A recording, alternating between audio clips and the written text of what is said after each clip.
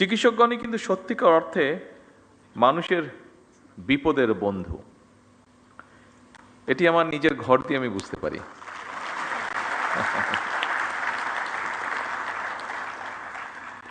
একজন চিকিৎসকের উপদেশ, আন্তরিক ব্যবহার একজন রোগীর কাছে অনেক সময়, অধিকাংশ সময় বলা যায় প্রায় সব সময় কিন্তু ঔষধের মতন কাজ করে। ফলে একজন চিকিৎসকের জন্য পেশাগত উৎকর্ষতার পাশাপাশি একজন মানবিক মানুষ হিসাবেও গড়ে ওঠাটা অত্যন্ত প্রয়োজন, অত্যন্ত জরুরি। নির্বাচনের আগে আমরা জনগণের কাছে স্বাস্থ্যনীতির রূপরেখা তুলে ধরেছিলাম।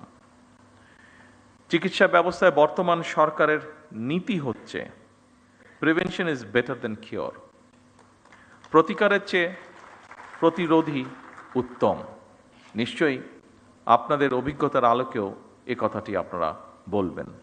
শহর এবং গ্রাম অঞ্চলে স্বাস্থ্যসেবা প্রাপ্তির ক্ষেত্রে বৈষম্য দূর করা বর্তমান সরকারের অন্যতম একটি প্রায়োরিটি।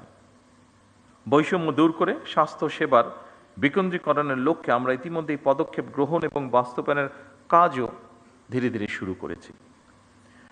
ভেজাল এবং পুষ্টি সচেতনতা খাদ্য নিশ্চিত করা শহর হচ্ছে জেলা পর্যায়ে, উপজেলা পর্যায়ে বেশি সহজ, কারণ প্রতিরোধ ব্যবস্থাপনায় জনস্বাস্থ্য সুরক্ষার মৌলিক ভিত্তি। আমাদের সরকার, বর্তমান সরকার বিশ্বাস করে ইউএইচএফ এর পিএর অর্থাৎ উপজেলা স্বাস্থ্য ও পরিবার কল্যাণ কর্মকর্তাগণ বাংলাদেশের স্বাস্থ্য ব্যবস্থার মূল চাবিকাঠি। মানসম্মত চিকিৎসা ব্যবস্থা বা চিকিৎসা সেবা সাধারণ মানুষের দৌড়গড়ে পৌঁছে দেওয়ার কর্মযজ্ঞে উপজেলা স্বাস্থ্য কর্মকর্তা এবং সদস্যগণ প্রথম সারির যোদ্ধা।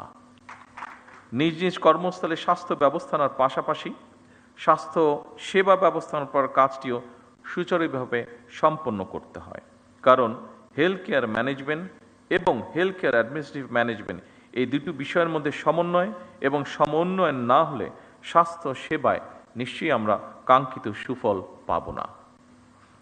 দেশের প্রতিটি হাসপাতাল ও স্বাস্থ্য কেন্দ্রকে জবাবদিহিতার আওতায় এনে নাগরিক স্বাস্থ্যসেবা নিশ্চিত করা মনে হয় এখন সময়ের একটি দাবি। স্বাস্থ্য এবং চিকিৎসা সেবা নিশ্চিত করা এটি নাগরিকদের প্রতি রাষ্ট্রের করুণা নয়, বরং সুচিকিৎসা নিশ্চিত করা রাষ্ট্রের কর্তব্য। প্রত্যেক উপজেলা স্বাস্থ্য ও পরিবার পরিকল্পনা কর্মকর্তা নিজ নিজ এলাকায় একটি কার্যকর, জবাবদিহিমূলক এবং মানবিক স্বাস্থ্যসেবা গড়ে তুলতে নেতৃত্ব দেবেন।